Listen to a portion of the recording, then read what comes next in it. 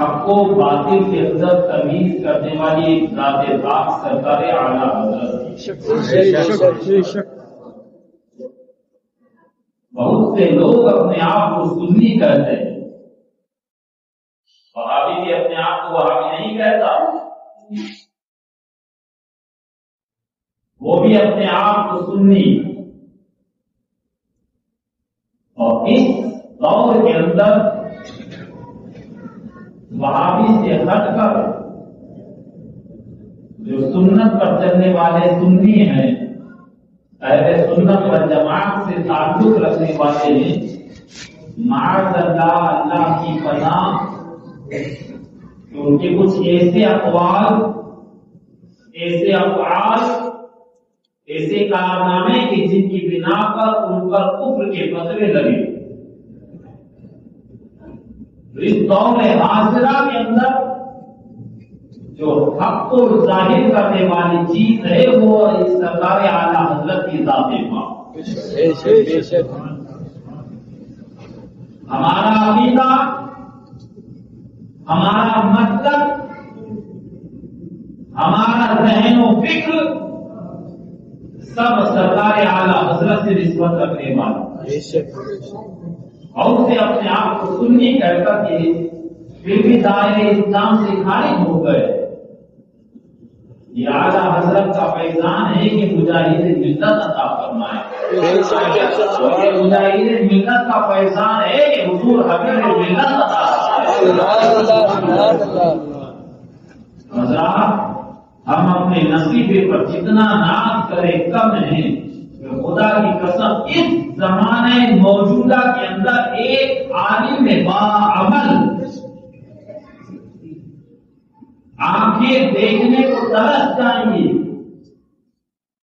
میں نے خود دیکھی، کئی علماء کرام کی زیارت کی ہیں،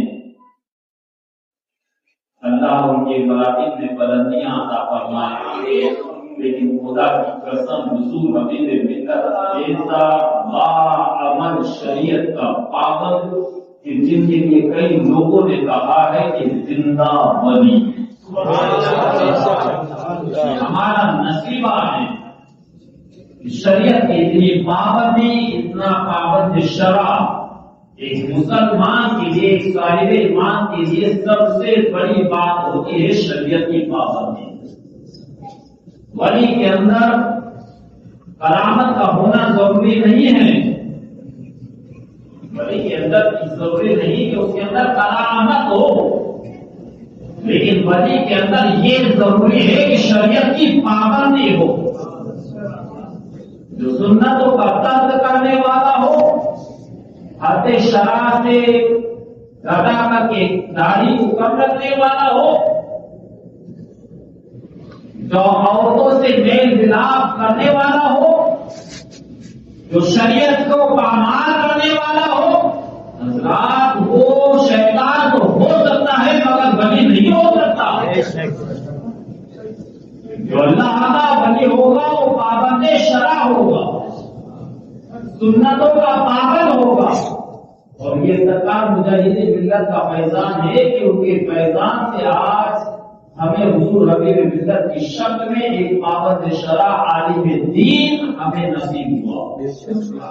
ہمارے نصیبے کی بلندی، ورنہ میں نے شروع کے اندر ہی جو جملہ استعمال میں دیا تھا کہ ہمارے منہ اور ہمارے کارنامے اس لائق نہیں ہے کہ ہم کہیں منہ چھپاتے۔